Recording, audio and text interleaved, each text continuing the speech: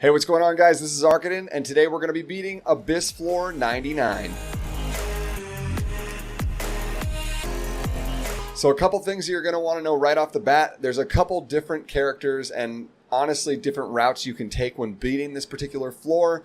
Things that are super important. You want to make sure to have a tank that can hold Aureus so that you can actually, decrease some of the damage that's coming in. You want to make sure to have probably 2 healers as your 2 other spots. And then you want to make sure that you have 1 DPS at minimum that does heavy single target damage, but also does not put up any debuffs, because debuffs will make Judge Kisei kind of unload on your team super hard, and you really don't want to have to deal with that. So let's kick it off with a couple of characters that I think have incredible kits that work very, very well for this floor. Number 1, Tamarinne. Tamarinne you're going to see show up in a lot of PvE content. Just a great healer. Gives your team an attack buff, which is super, super nice. Has combat readiness push. Has the ability to strip, which you will want in the final phase against Ruelle, being able to strip off all of the buffs, especially the shield. And then, honestly, just generally just having healing and no real debuffs that she's going to put on anybody when she attacks. Super, super solid healer. I ended up using Wondrous Potion Vial as the artifact of choice. My second healer that I picked was Angelic Montmorancy. Again, really solid character, has incredible single target heals on her S3, can be full team, has the ability to put immunity on either single target or the whole team depending on if you burn it, cleanses debuffs as well on both the S3 and the S2, and just in general a really solid healer. You can see right here that I have her on Mag's Tome, but realistically, you would normally want to have her on like Rod of Amaryllis just to give yourself some extra healing. It's never going to hurt you to have extra healing on a floor like this. So depending on what you want, you may be able to put Rod on your Tamarinne. I ended up putting it on my Montmorancy just to keep the potion vial. But again, I didn't really struggle too much with this floor, so I don't think it really matters. Just do whatever you can to give yourself maximum output on healing. So for choosing your tank, there's a couple of different tanks that you can pick. I would say that during the phases with Ruelle, you end up having her be a light character and as well a grass or green character when she's Destina. So realistically, mostly to stop the cleaving damage that comes in from Judge Kisei, who is also a light hero during that particular phase, it's probably best not to take a dark tank or a water tank. But anything else can probably work with one of the two, whether it's Adamant Shield or Aureus, preferably probably Aureus when it comes to PvE content. But I would say the 2 best tanks that I think really stand out to me in these particular situations would be Crimson Armin and Eaton, both of which are light tanks, so they shouldn't take nearly as much initial damage due to elemental differences, as well as both of them have reversed roles in that one has an S2 with Crimson Armin that is an Adamant Shield passive, and then you're also putting an Aureus on her, so she gets kind of both of those pieces. And Eaton does the complete opposite, actually gets an Aureus as his passive, and then you would put a Adamant Shield to be able to do the crit damage reduction coming in. So both of those two I think are perfectly fine choices for this particular stage of the Abyss. I went with Crimson Armin. So for damage dealers, there's a lot of great damage dealer choices that you can pick, especially at this point in the game where a lot of us have been around for a while. There's many, many options, which is really good for actually new players who might still be doing the Abyss and doing Abyss Floor 99 as well. A couple of those options are, if you happen to pick up the limited unit Luna, she's a very, very good option. She has no debuffs on her S1 and S3, as long as you don't use it on the Ruelle phase, is totally fine to get defense breaks off earlier, so perfectly fine choice. Commander Lorena, who is a free-to-play character that you can get in connection, so everybody can get her. They just have to do the specialty change, and she's phenomenal, does a ton of damage, and really great single-target damage there as well. Regular Vildred, a completely fine choice as well. Does a lot of AoE damage, does a lot of not even single target, because he's always hitting at least 2 people at a time, no matter what, when he's attacking. So again, great options because they're not actually doing debuffs on their S1. I decided to go with Arbiter Vildred, not because he was a necessity, but literally because I'm a filthy RB user now. I just got him, and I'm super excited to actually get some use out of him. So let's take a look at what this looks like in the actual practical fight. So as we jump into this first fight, basically wave 1 is going to be the Nightmare Keeper, and you're going to have to fight 3 other adds with him. Honestly, they're all 3 relatively low damage hitting, especially when you have a tank that has Arius on and 2 healers. So take this entire first phase to literally just do nothing else but spam abilities. You want to get as many souls as you can before you enter the Destina phase, which happens right after this. So take your time. Make sure it's really okay if you don't finish this in like 2 seconds. Take your time, get your souls, and get yourself ready for the Destina phase.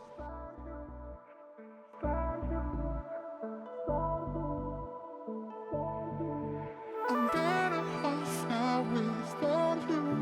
I'm not some toy that you can use.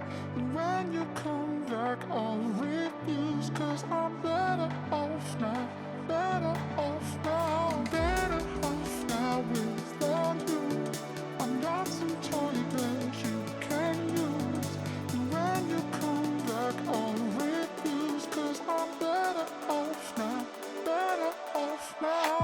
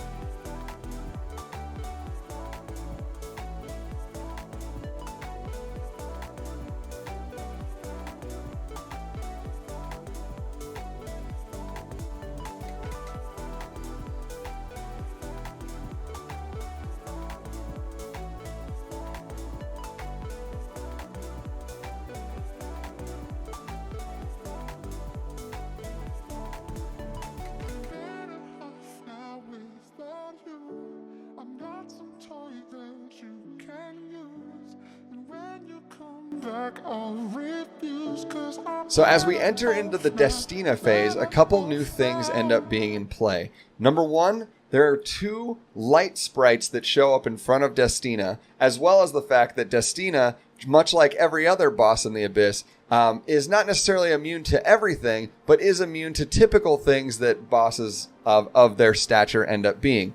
A couple of those things, which is why we are okay with using Crimson Armin and Montmorancy, are Sleep and Taunt. She cannot be either of those no matter what. So when I said no debuffs that could actually hit the boss, because we don't want that to happen, those 2 the boss are already immune to, thus making it totally fine to bring those characters.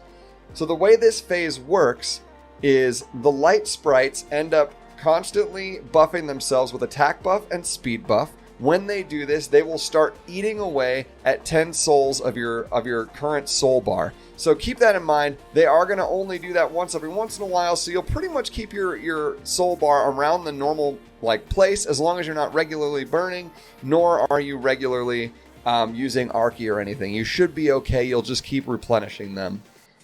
The big thing about the light sprites, and the reason they're a part of the mechanic of this fight, is you want to make sure that they are always at a percentage health that is lower than Destina.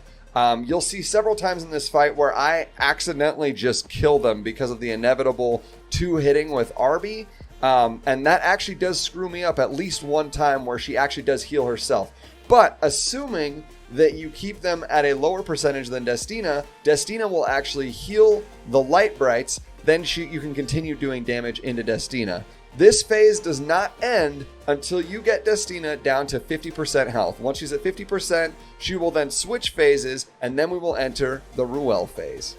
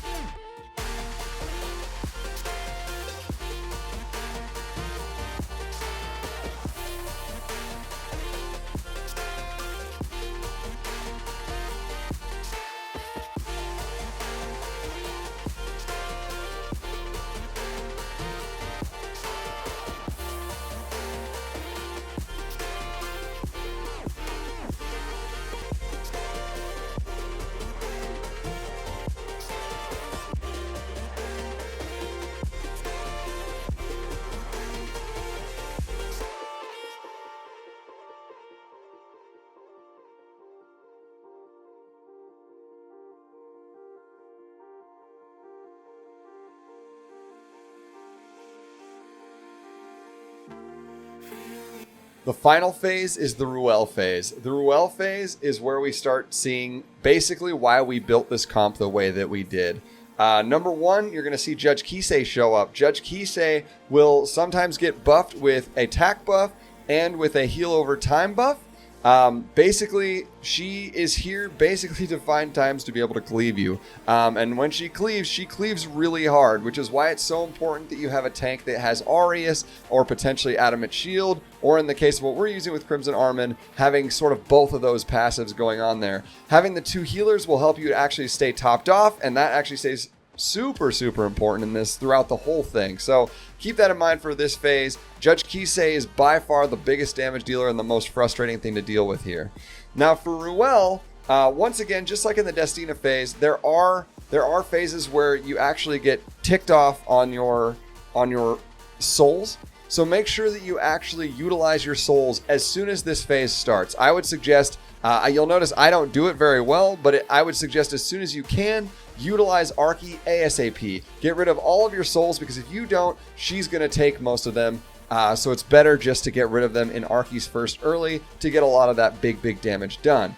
At the end, and once you hit about the first S3, you'll notice that the big S3 that you're waiting for her attack to happen with on Ruelle, that will actually put up a couple buffs on the boss, as well as, and this is the one that's most important, a giant shield. That giant shield is incredibly difficult to just DPS through, and it's even more difficult to DPS through when you only have one damage dealer. So, you want to try and time your heals well enough that you're able to get good heals with Montmorancy and with Tamarinne without being in idle form with Tamarinne, and saving that idle form for right after she uses the S3 that she has, Ruelle being the S3. When you're waiting for that S3, you then can take and go into idle form, use your S1, and assuming that your effectiveness is high enough, or eventually it'll just happen just due to the, the skill being that good, you should be able to strip off that shield buff and also the other two buffs as well, allowing you to just outright damage through. Things to keep in mind when you're in this fight: Arky actually is usable during this because you're able to gain just enough souls to use an Arky just before she would normally steal your souls. So make sure that whenever that's up, you're utilizing it to the best of your ability. Otherwise, this phase is mostly a tank and spank. As long as you're able to survive the random cleaves that you get and you don't actually debuff during this phase like we had talked about earlier, you should be able to tank it out, and that will then end the fight.